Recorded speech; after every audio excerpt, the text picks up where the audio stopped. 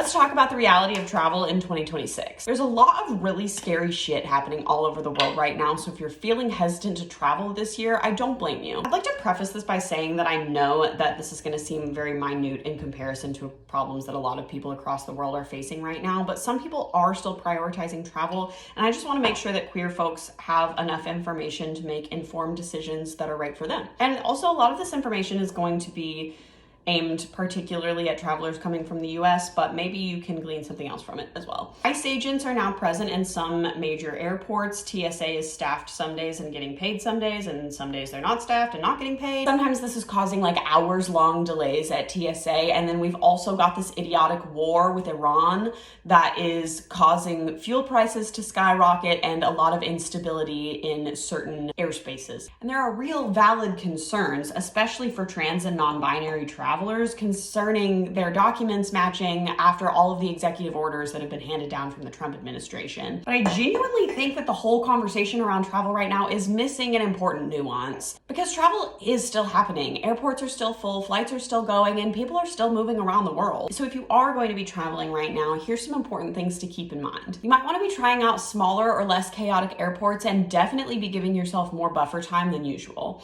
This is not the time to be testing the airport theory. Understand your rights and documentation before you go. Carry copies and don't get caught off guard at immigration. I've exited and re-entered the US several times since Trump took office, and I've never had any issues. Granted, I have always kept an F on my passport, which matches my assigned gender at birth, so just keep that in mind. Definitely book with companies that keep your queer safety as their top priority. If you've never traveled with insurance before, now is the time to start. I'm not gonna sit here and pretend that everything is fine, but I am gonna say this. If you're waiting for the world to feel safe again, you might be waiting forever. And for a lot of people, especially queer people, travel is not just a fun thing to do.